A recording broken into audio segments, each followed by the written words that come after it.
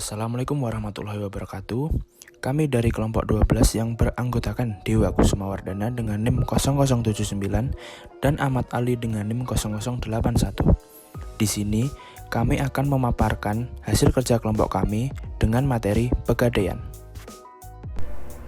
Baiklah, saya Ahmad Ali akan menjelaskan tentang gadai. Gadai menurut Susilo tahun 1999 yaitu suatu hak yang diperoleh seseorang yang mempunyai piutang atas suatu barang bergerak.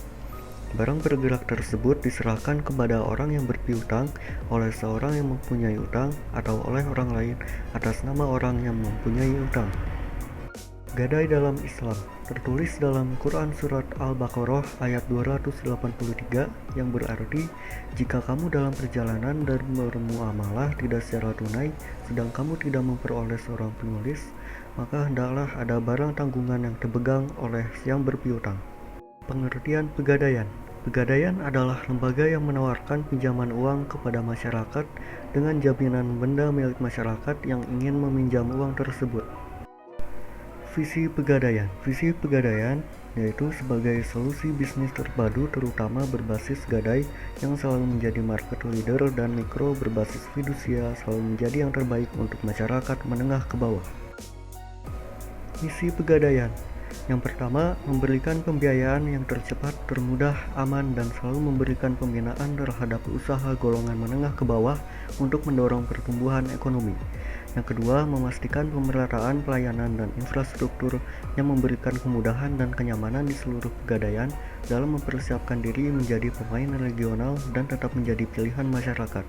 Yang terakhir, membantu pemerintah dalam meningkatkan kesejahteraan masyarakat golongan menengah ke bawah dan melaksanakan usaha lain dalam rangka optimalisasi sumber daya perusahaan. Sejarah Pegadaian berawal dari era kolonial ketika VOC mendirikan Bank Van Leeuwenhoek di Batavia pada tanggal 20 Agustus 1746 yang memberikan kredit dengan sistem gadai. Kemudian dibubarkan oleh Inggris pada tahun 1811 sampai 1816 dan masyarakat diberi keleluasaan untuk mendirikan usaha pegadaian, tapi berjalan buruk karena ada praktik rentenir. Pada awal era kemerdekaan, pegadaian dikelola oleh pemerintah Republik Indonesia. Kepengurusan dan pengawasan pegadaian. Pegadaian saat ini dipimpin dan dikelola oleh Dewan Direksi yang terdiri atas Direktur Utama dan 3 Direktur serta dibantu dengan unit-unit pendukung lainnya. Pembinaan dan pengawasan umum pegadaian dilakukan oleh Menteri Keuangan dibantu oleh Direktur Jenderal. Tujuan pegadaian. Sifat usaha pegadaian pada prinsipnya menyediakan pelayanan bagi kemanfaatan umum dan sekaligus memupuk keuntungan berdasarkan prinsip pengelolaan. Oleh karena itu, pegadaian bertujuan untuk yang pertama, turut melaksanakan dan menunjang pelaksanaan kebijaksanaan dan program pemerintah di bidang ekonomi dan pembangunan nasional pada umumnya melalui penyaluran uang pinjaman atas dasar hukum gadai. Yang kedua, mencegah timbulnya praktik ijon, pegadaian gelap, riba, dan pinjaman tidak wajar lainnya. Ciri-ciri gadai. Ciri-ciri gadai adalah sebagai berikut. Yang pertama, ada barang yang digadai. Yang kedua, nilai jumlah pinjaman tergantung dari nilai barang yang digadaikan. Yang ketiga, barang yang digadai ditebus kembali. Jadi, jika kita ingin menggadaikan barang, kita harus menyetujui ciri-ciri gadai tersebut. Sumber pendanaan. Untuk memenuhi kebutuhan dananya, Perum Pegadaian memiliki sumber-sumber dana sebagai berikut. Yang pertama, modal sendiri. Yang kedua, penyertaan modal pemerintah. Yang ketiga, pinjaman jangka pendek dari perbankan. Yang keempat, pinjaman jangka panjang yang berasal dari KLBI. Yang kelima, dari masyarakat melalui penerbitan obligasi. Kegiatan usaha pegadaian. Pegadaian tentunya memiliki kegiatan-kegiatan yang berhubungan dengan keuangan, yaitu nomor 1, penghimpunan dana. Yang kedua, penggunaan dana. Yang ketiga, produk dan jasa Perum Pegadaian. Nomor 1, penghimpunan dana. Dana yang diperlukan oleh pegadaian untuk melakukan kegiatan usahanya berasal dari yang pertama, pinjaman jangka pendek dari perbankan. Yang kedua, dana jangka pendek sebagian besar adalah dalam bentuk sekitar 80% dari total dana jangka pendek yang dihimpun. Yang ketiga, pinjaman jangka pendek dari pihak lainnya seperti utang kepada rekanan, utang kepada nasabah, utang pajak, biaya yang masih harus dibayar, pendapatan diterima di muka, dan lain-lain. Yang keempat, penerbitan obligasi. Dan yang terakhir, modal sendiri. Nomor 2, penggunaan dana. Dana yang telah berhasil dihimpun kemudian digunakan untuk mendanai kegiatan usaha pegadaian. Dana tersebut antara lain digunakan untuk hal-hal berikut. Yang pertama, uang kas dan dana likuid lain. Yang kedua, pembelian dan pengadaan berbagai bentuk aktiva tetap dan inventaris. Kemudian pendanaan kegiatan operasional. Yang keempat, penyaluran dana. Yang terakhir, investasi lain. Nomor 3, produk dan jasa pegadaian. Yang pertama, pemberian pinjaman atas dasar hukum gadai. Yang kedua, penaksiran nilai barang. Yang ketiga, penitipan barang. Dan terakhir, jasa lain. Jasa lain. Kantor pegadaian tertentu juga menawarkan jasa lain seperti yang pertama, penjualan koin emas ONH. Yang kedua, krasida atau kredit angsuran sistem gadai. Yang ketiga, kreasi atau kredit angsuran fidusia. Yang keempat, kresna atau kredit serbaguna. Yang terakhir, galeri 24. Proses pinjaman atas dasar hukum gadai. Barang yang dapat digadaikan yang pertama adalah barang perhiasan, yang kedua kendaraan, yang ketiga barang elektronik, yang keempat barang rumah tangga, yang kelima mesin-mesin, yang keenam tekstil, yang ketujuh barang lain yang dianggap bernilai oleh pegadaian. Proses pinjaman atas dasar hukum gadai. Barang yang tidak dapat digadaikan adalah binatang ternak, hasil bumi, barang dagangan dalam jumlah besar, barang yang cepat rusak, busuk atau susut, barang yang sangat kotor, kendaraan yang sangat besar, senjata api, barang yang disewa belikan, barang milik pemerintah, dan yang terakhir, barang ilegal. Proses pinjaman atas dasar hukum gadai. Bagian penaksiran. Pedoman penaksiran yang dikelompokkan atas dasar jenis barang adalah sebagai berikut. Yang pertama, petugas penaksir melihat harga pasar pusat dan standar taksiran logam yang telah ditetapkan oleh kantor pusat. Harga pedoman untuk keperluan penaksiran ini selalu disesuaikan dengan perkembangan harga yang terjadi. Petugas penaksir melakukan pengujian karatase dan berat. Petugas penaksir menentukan nilai taksiran. Penaksiran permata. Petugas penaksir melihat standar taksiran permata yang telah ditetapkan oleh kantor pusat. Standar ini selalu disesuaikan dengan perkembangan pasar permata yang ada. Petugas penaksir melakukan pengujian kualitas dan berat permata. Petugas penaksir menentukan nilai taksiran. Penaksiran barang gudang seperti mobil, mesin, barang elektronik, tekstil, dan lain-lain. Petugas penaksir melihat harga pasar setempat dari barang. Harga pedoman untuk keperluan penaksiran ini selalu disesuaikan dengan perkembangan harga yang terjadi. Petugas penaksir menentukan nilai taksiran. Selanjutnya ada pemberian pinjaman. Nilai taksiran atas barang yang akan digadaikan tidak sama dengan besarnya pinjaman yang diberikan. Setelah itu ditentukan, maka petugas menentukan jumlah uang pinjaman yang dapat diberikan. Pelunasan. Sesuai dengan syarat-syarat yang telah ditentukan pada waktu pemberian pinjaman, nasabah wajib melakukan pelunasan pinjaman yang telah diterima. Pelelangan. Penjualan barang yang digadaikan melalui lelang akan dilakukan pegadaian pada saat yang telah ditentukan sebagai berikut. Yang pertama, pada saat masa habis jatuh tempo, tetapi nasabah tidak mampu menebus barang yang digadaikan dan membayar kewajiban lainnya karena berbagai alasan. Yang kedua, pada saat masa pinjaman habis atau jatuh tempo, tetapi nasabah tidak memperpanjang batas waktu pinjamannya karena berbagai alasan. Hasil pelelangan barang yang digadaikan akan digunakan untuk melunasi kewajiban nasabah kepada pegadaian yang terdiri dari pokok pinjaman, sewa modal atau bunga, dan biaya lelang. Kelebihan pegadaian. Yang pertama ada persyaratan mudah dan murah, prosedurnya sederhana, tidak dipungut biaya administrasi, tidak perlu membawa rekening seperti tabungan dan lain-lain. Suatu saat uang dibutuhkan, saat itu juga uang diperoleh.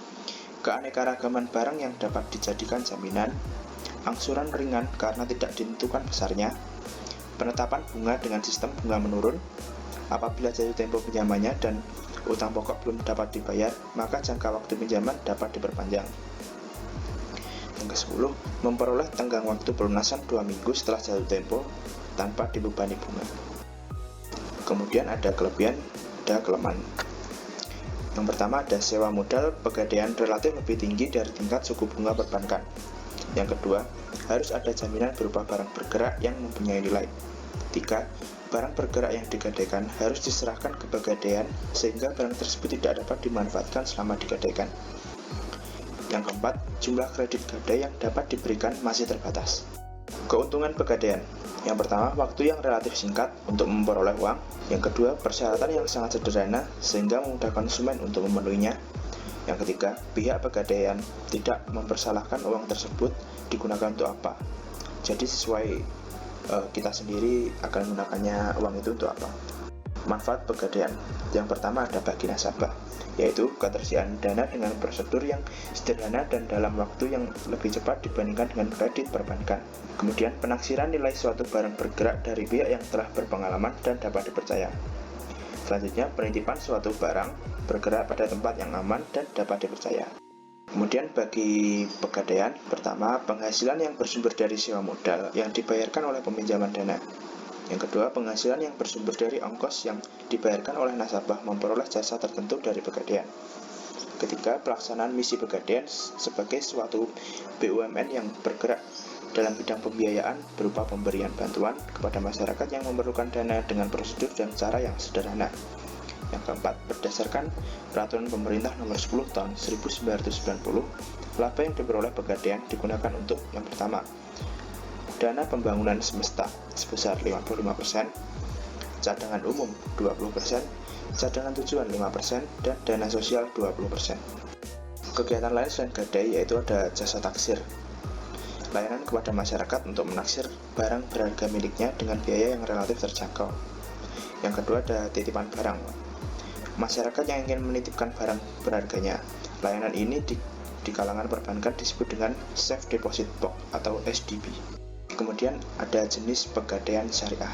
Pegadaian Syariah didirikan pada tahun 2003. Ide pembentukan Pegadaian Syariah selain karena tuntutan idealisme juga dikarenakan keberhasilan terlembaganya bank dan asuransi syariah serta realitas di masyarakat bahwa Pegadaian konvensional mampu memberikan kontribusi aktif dalam membantu masyarakat. Terbitnya Peraturan Pemerintah Nomor 10 tanggal 1 April tahun 1990 dapat dikatakan menjadi tonggak awal kebangkitan Pegadaian. Satu hal yang perlu dicermati bahwa Peraturan Pemerintah Nomor 10 menegaskan misi yang harus diemban oleh Pegadaian untuk mencegah praktik riba.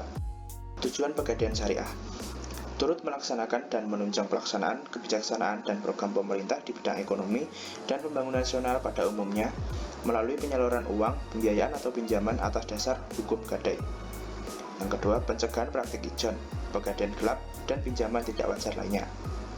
Yang ketiga, pemanfaatan gadai bebas bunga pada gadai syariah memiliki efek jaring pengaman sosial karena masyarakat yang butuh dana mendesak tidak lagi dijerat pinjaman atau pembiayaan berbasis bunga. Yang terakhir, membantu orang-orang yang membutuhkan pinjaman dengan syarat yang mudah. Rukun gadai syariah. Yang pertama ada rahin bagi yang menggadaikan, yaitu orang yang telah dewasa, berakal, bisa dipercaya, dan memiliki barang yang akan digadaikan. Murtahin, orang, bank atau lembaga yang dipercaya oleh rahin untuk mendapatkan modal dengan jaminan barang gadai. Marhun, atau barang yang digadaikan, yaitu barang yang digunakan rahin untuk dijadikan jaminan dalam mendapatkan utang. Marhun bih, atau utang, jumlah dana yang diberikan murtahin kepada rahin atas dasar besarnya tafsiran marhun. Sikat, kesepakatan antara rahin dan murtahin dalam melakukan transaksi gadai. Kemudian ada produk dan jasa Pegadaian Syariah. Yang pertama ada RAN. Singkatnya, produk Pegadaian Syariah ini memberikan skim pinjaman dengan syarat penahanan agunan yang berupa emas, perhiasan, berlian, elektronik, dan kendaraan bermotor. Kemudian ada ARUM. Seperti produk RAN, produk ARUM ini juga memberikan skim pinjaman. Biasanya pinjaman ini diberikan kepada pengusaha mikro dan UKM dengan menjaminkan BPKB motor atau mobil, dengan kata lain barang bergerak. Yang ketiga, program amanah. Skema pinjaman dari program ini sama dengan produk ARUM, tapi pinjaman ini biasanya difungsikan untuk nasabah yang ingin memiliki kendaraan bermotor. Program amanah ini mensyaratkan uang muka yang disepakati untuk kendaraan bermotor ini, biasanya minimal 20%. Yang keempat ada program produk mulia. Berbeda dengan produk lainnya yang memberikan pinjaman berjangka, program produk mulia merupakan produk yang berfungsi untuk melayani investasi jangka panjang untuk nasabah. Kemudian perbedaan Pegadaian Syariah dan Pegadaian konvensional. Ran dalam hukum Islam dilakukan secara sukarela atas dasar tolong-menolong tanpa mencari keuntungan. Sedangkan gadai menurut hukum perdata di samping berprinsip tolong-menolong juga menarik keuntungan dengan cara menarik bunga atau sewa. Dalam hukum perdata, hak gadai hanya berlaku pada benda yang bergerak, sedangkan dalam hukum Islam ran berlaku baik benda bergerak maupun tidak bergerak. Dalam ran tidak dikenal istilah bunga. Gadai menurut hukum perdata dilaksanakan melalui lembaga perum pegadaian, sedangkan ran menurut hukum Islam dapat dilaksanakan tanpa melalui suatu lembaga. Demikianlah pemaparan materi dari kelompok kami. Apabila ada kelebihan atau kekurangannya, kami mohon maaf. Billahi taufiq wal hidayah. Wassalamualaikum warahmatullahi wabarakatuh.